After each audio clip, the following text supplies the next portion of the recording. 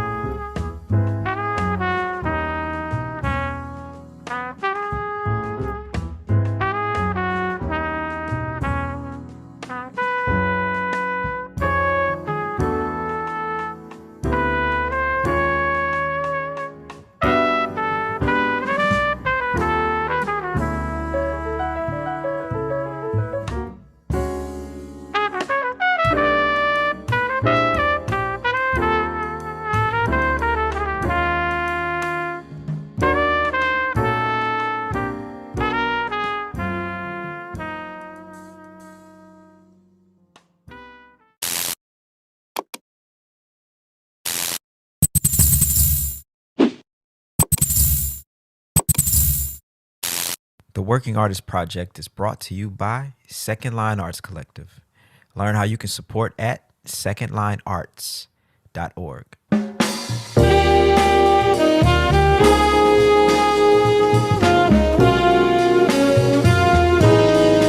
We're creating a platform for those who are curious, one that tells the story from the artist's perspective.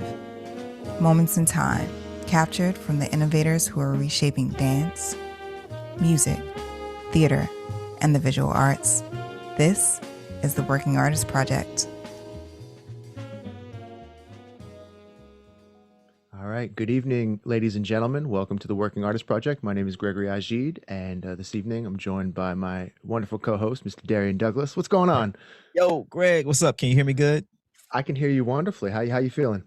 I feel great, man. It's a holiday. I took a 2-hour nap today, so I'm feeling great, man. That's wonderful. Congratulations. Yeah, so let's take care of some of the housekeeping. Ladies and gentlemen, we got this wonderful camp coming up in 2 weeks. We got the 2-week countdown. Oh man, I think is it 2 weeks or 1 week? It's in well, I guess it's 2 weeks and 14 days. Start on the 14th, right? It's a non-music workshop. If y'all never heard of it, go to secondlinearts.org, check it out. We're all booked. So we can't get you this year, but hopefully in person we can get you next year down in New Orleans.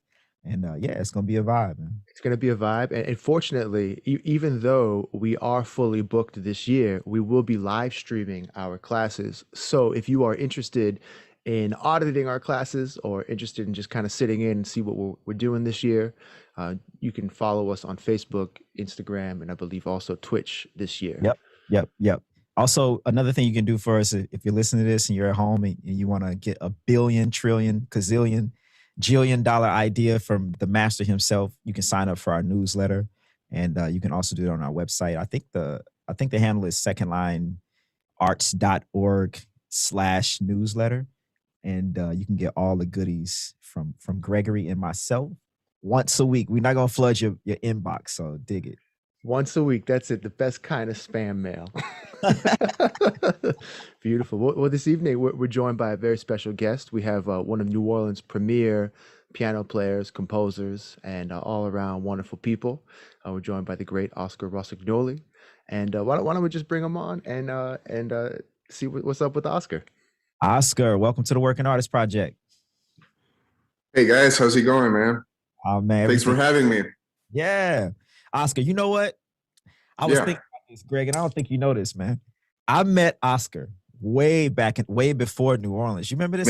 Man, you met me at like the very, very beginning. Yeah. I knew 10 words in English kind of times. Yeah. It's crazy to think about because people of Earth who are listening to this, I used to do these tours, these gospel tours with the Honduran band, like going to the smallest towns in the US. Really? It's like, yeah, man, it's like towns of like 20 people, 1,000 people, right, Oscar? In Mississippi. In Mississippi, right. And so Oscar appears at one of these events. I don't even know how. And I was like, who the fuck is this kid, man? He can play, like, you can really play. And yeah, anyway, I was just thinking about that today. Like, man, I was like, when did I meet Oscar? I was like, wow, that was. Man, that was like 11 years ago. 11 years ago. What, probably, was it 11? More. But 2010, yeah, 2010, I guess. Yeah, So, 2010. Before I moved to woo, New Orleans. Yeah, bro. Man, it's yeah, crazy it's crazy, really crazy to think about how much time flies and how long we've all known each other. yeah. And sometimes, It's better not to do the math sometimes. yeah.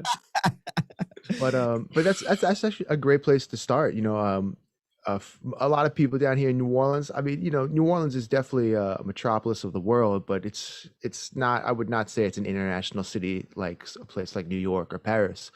Which is why it's especially cool that we have someone like you, Oscar, who made it to the States and decided to call, I guess, Baton Rouge home at first, and then you came down to New Orleans. So we'd love to hear about how'd you end up in Louisiana? Uh, yeah, man, it was strange now that I think about it. If you look back, of course, but I had tried to come to the States to study music for a long time. It was a desire that I had even when I was like in sixth grade. Why? Because I went to school with other kids that we were in this music thing. It was a school that was just for music. And I had classmates whose older brother, older sister, we just would hear, oh, they're studying in the US. And they're playing in this symphony orchestra in some city in the United States. I'm like, man, that's so cool. That's what I want to do. So that was in my mind, and my parents, they were on board. Like they were like really like, yeah, you should do that. So in 2007, my first jump to do that was to Boston, US. I went to audition for Berklee College of Music.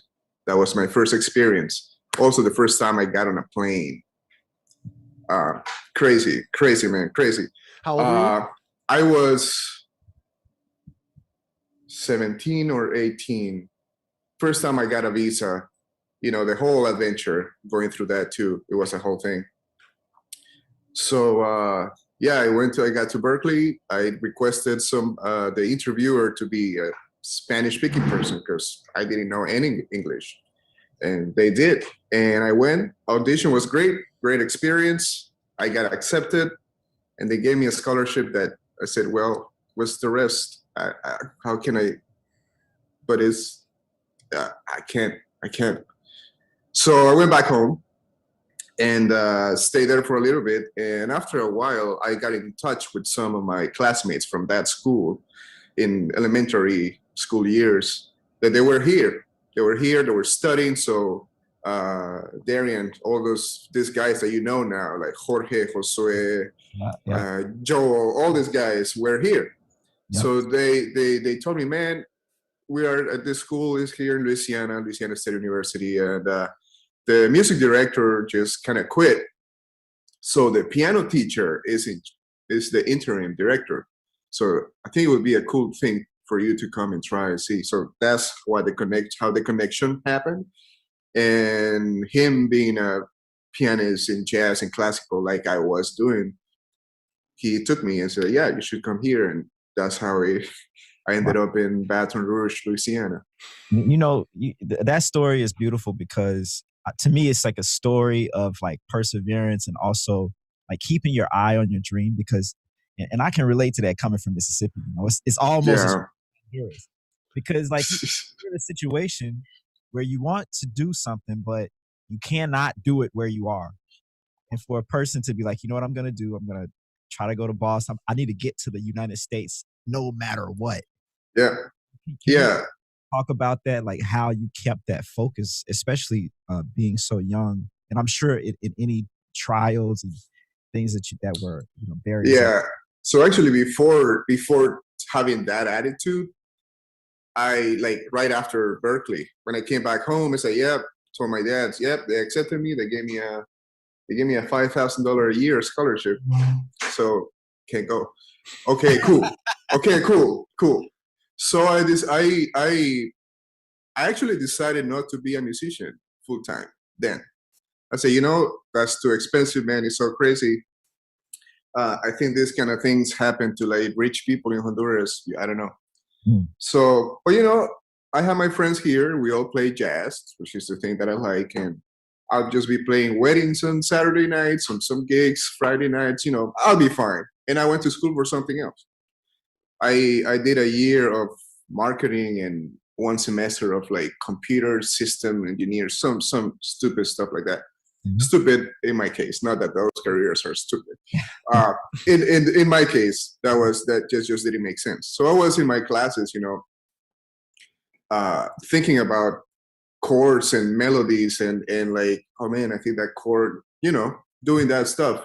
I had a scholarship playing piano for the choir at that institution. So that was all, it was safe, that was my future.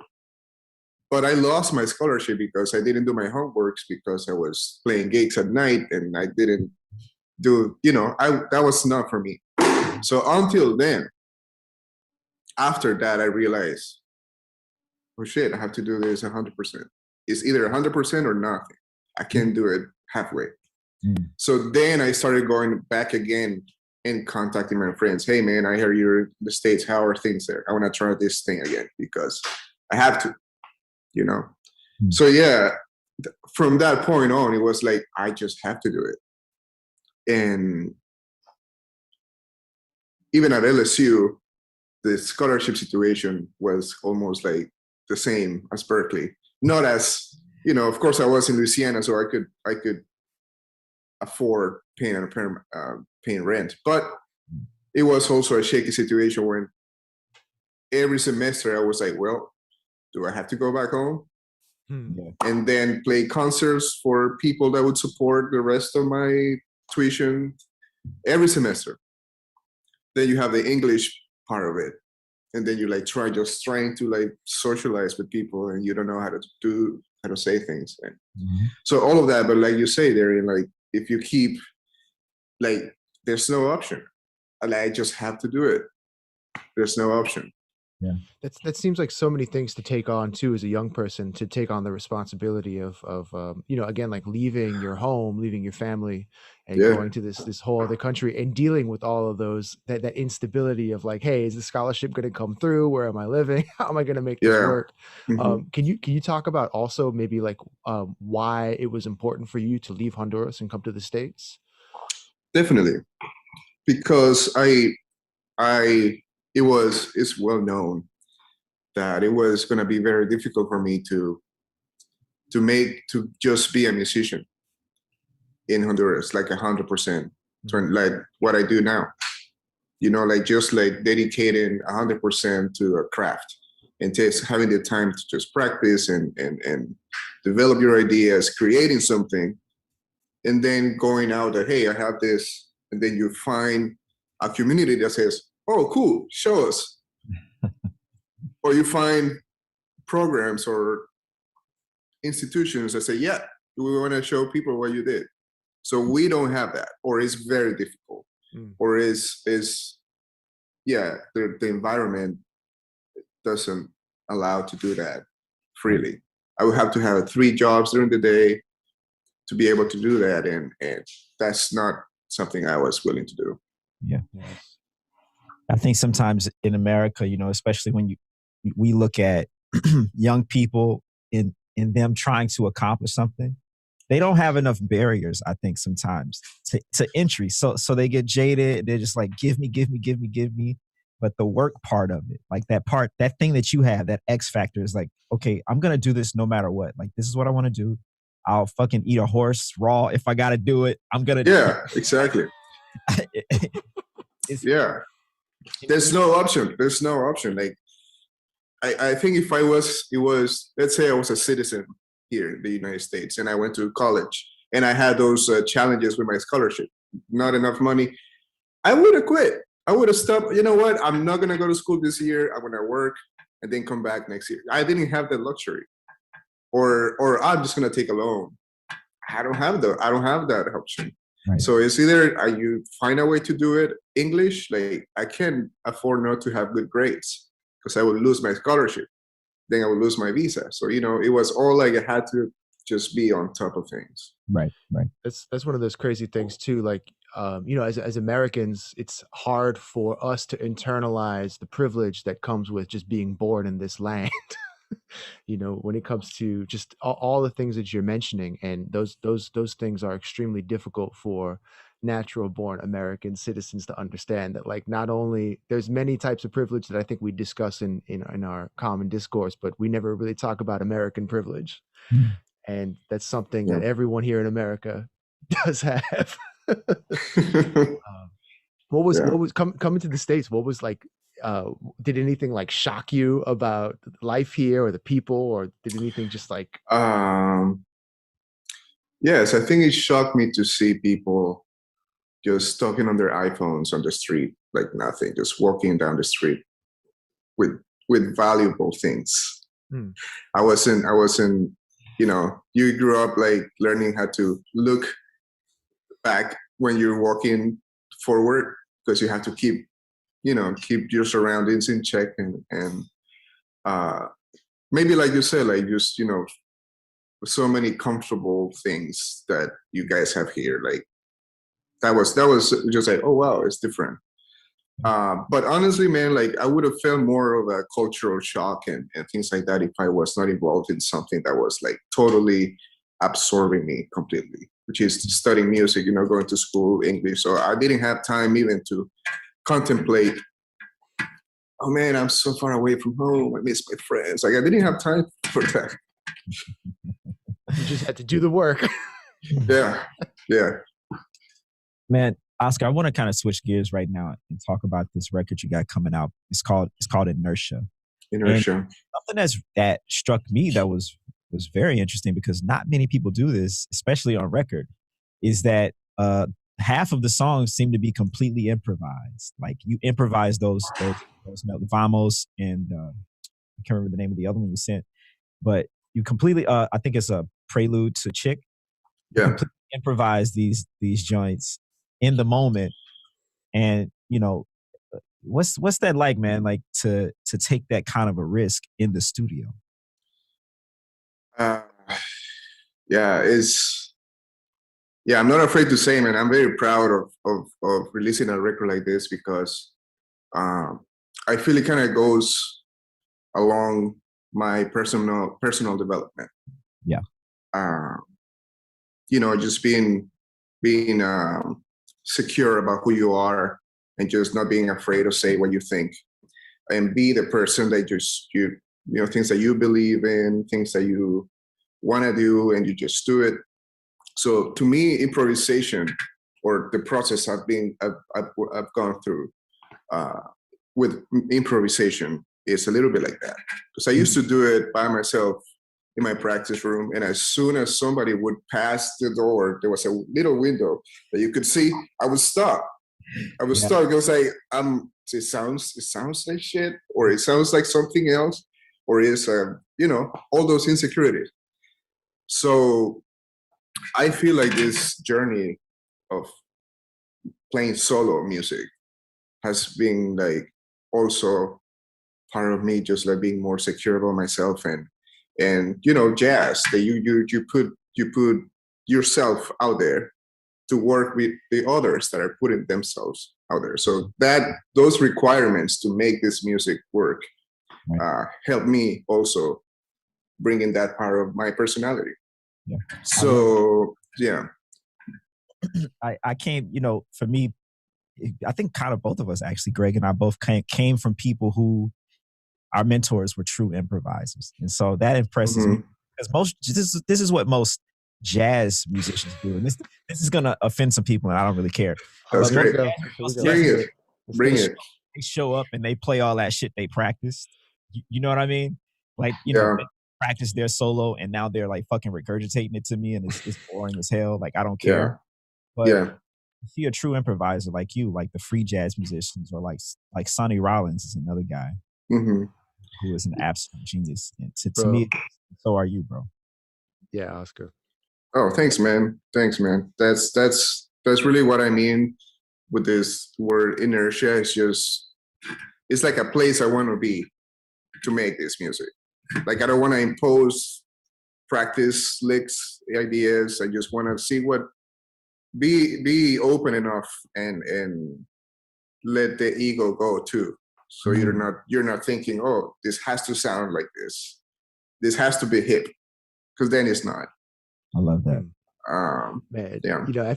Darrian, as you were telling that story, I was thinking of something Kid Jordan used to say to me all the time. Or I feel like maybe once a month he would go off on this tangent, and he would, Kid was an avant-garde improvisational master, and Kid would get like real serious and intense and like look you right in the eye and be like, y'all don't know anything about improvisation.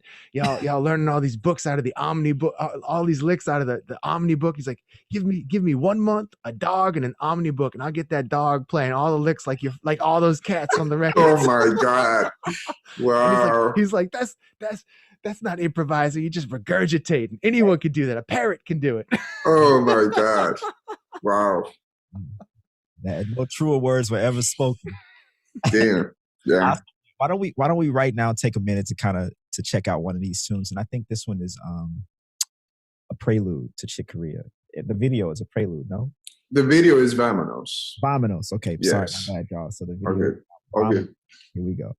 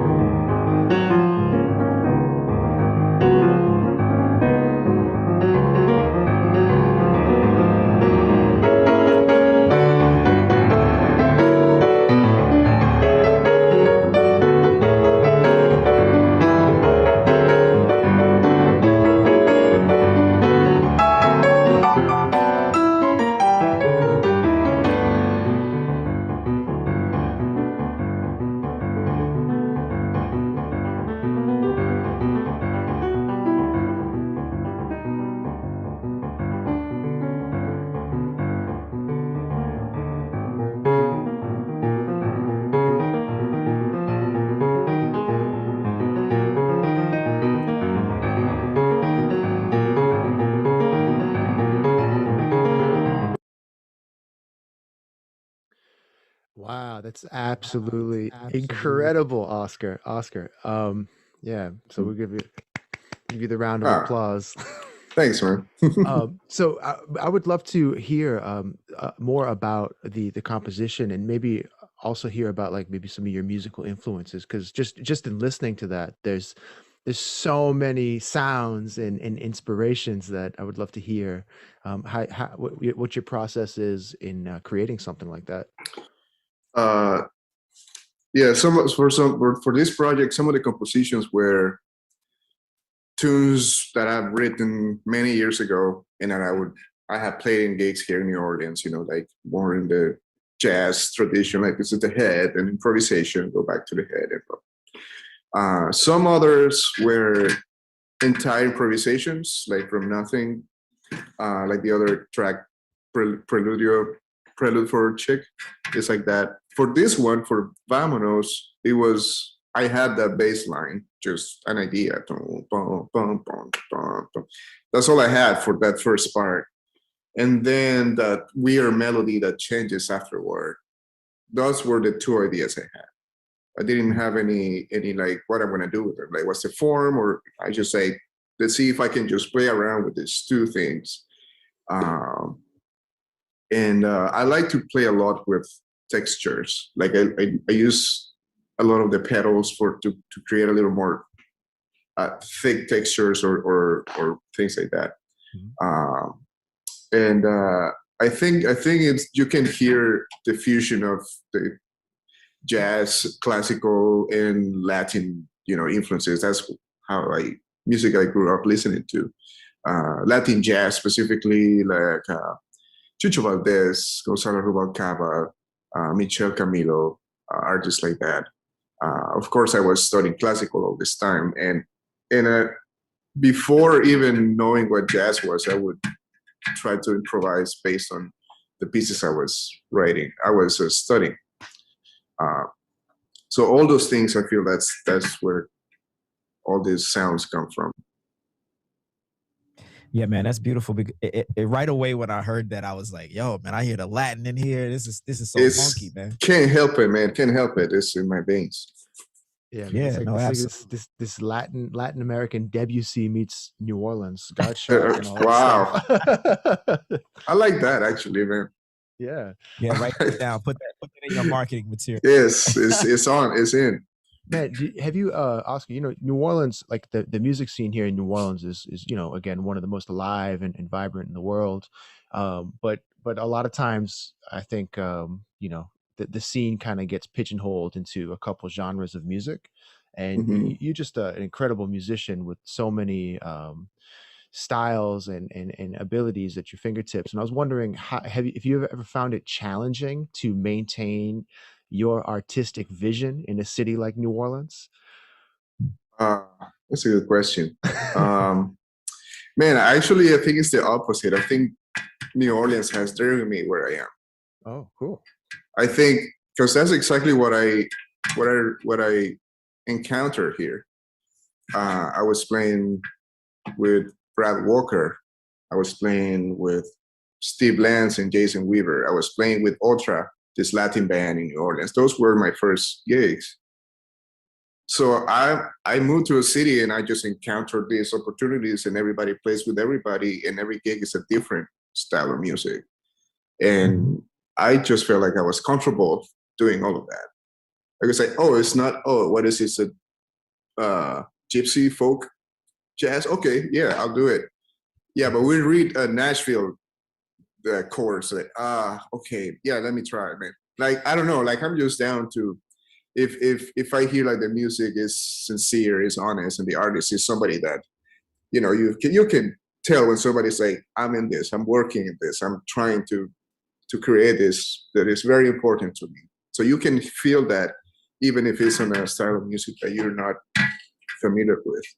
And also, growing up playing in church, I think that played a role in me just like welcoming all styles of music, because the church I grew up in, man, it was like a mixture of like Southern Baptist with gospel, with like so many different styles here. Like it was in one place. So I would have to learn for the band many songs, many hymns in different styles of music, rock, gospel, Latin, you name it.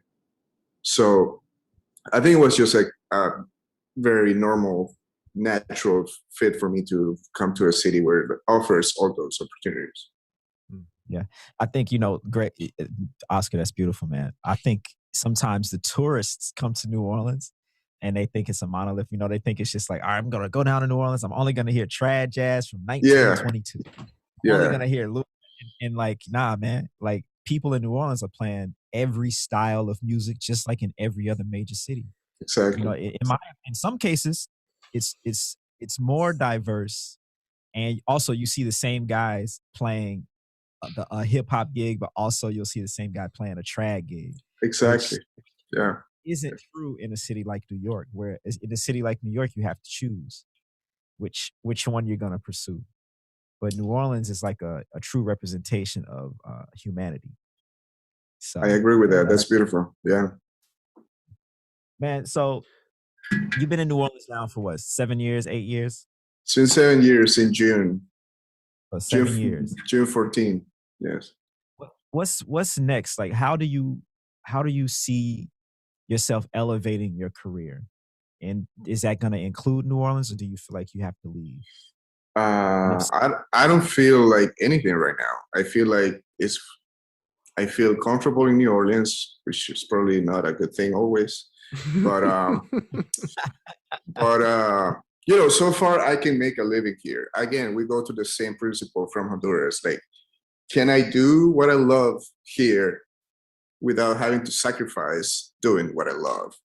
Mm. So if the answer is yes, then I'm still here and I'm still doing things. I'm actually studying a little bit of music production. I'm getting very curious, almost obsessive with film scoring, and so I'm starting to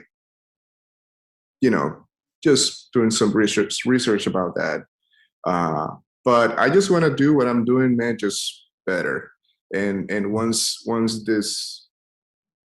the traveling seems to be coming back very quickly. So I would love to go, play more in New York, play more in LA, play more, have a tour in Europe, which that's all of that. Play with my heroes if I get to, that's it. What's the dream hero gig? The dream hero gig. Oh man, so many. I would love to play with Branford Marsalis. Ooh, come on. I would love to do that. I would love to get my ass kicked by Branford. Hey Branford, if you listen to this, bro, hire Oscar, man. Oh man, keep the band long enough, man. Change this shit up, man. Come on, bro. Oh man, I would just say be careful what you ask for. Yeah. No, I know. Believe me, I'm aware. That'd be one of those situations where you actually get the call and you're like, "Oh shit! Like, is this a good thing?" Man, and I would welcome it either way. I would welcome it either way. Yeah, if you ever needed a clarinet player, I would sure hope to God he called me.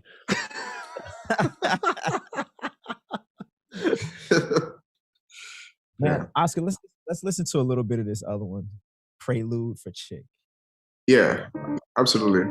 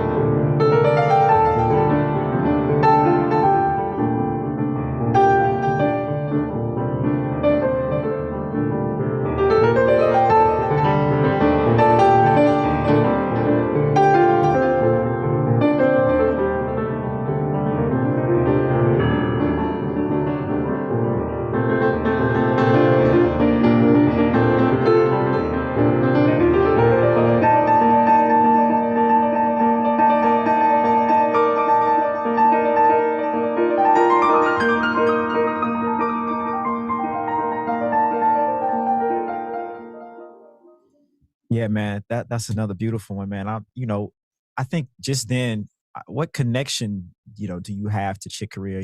Seeing that we, recently lost him. And This is an interesting story actually, because I was mixing this album at Esplanade Studios. I mix working with Misha Kashkashishvili from his own studio. So we were mixing this song, and I'm looking at my phone and I see the news of Chicks passing.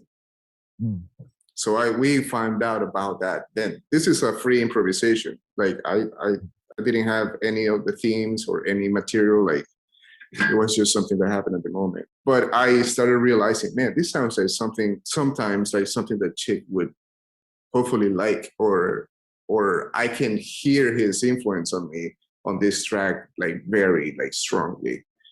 So that's why I named it like that.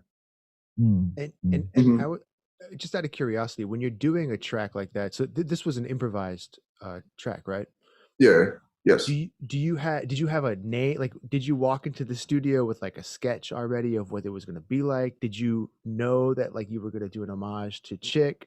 Oh no, not at all. Not even close. Nothing. I just knew I was going to do some songs that I have, and I have this bass line for this and this 2 chords that I want to do something with this, and then nothing. So this prelude to Chick is something. It's one of those that is from nothing. I just started to play some groove in D, and that's how it went. What do you do? What do you do when someone's favorite track is the prelude to Chick? They show up to your gig and you're like, "Could you please play prelude to Chick?" I'll say, sure, yeah, here it goes. Yeah, I think like when you go into a situation like that where you hear about somebody who you admire and you love, and then you're inspired to play something, for me it's more spiritual than musical. It like transcends anything that is physical, and then automatically you're playing on another level, because it's like almost like Chick is speaking through you, all those hours you spent listening to those records. And maybe you saw him once in concert and he touched you, but you didn't get to talk to him. Like that to me is what. Yeah. The sad part is like I didn't see him live. And I think he was coming with his trio, man, in 2020 for Jazz Fest in New Orleans. I think that was the plan. And then of course happened. But man, right on point. That's exactly how I felt. Like I was surprised by how shocked I was that he passed. It was like, I don't know this person, but then I know one aspect of his. And I was realizing, like, man, all this, my attitude towards music, towards like any kind of music that is good, yeah, I'm down. Like, I don't want to be in this box. I want to just, I'm down for anything that is worth doing.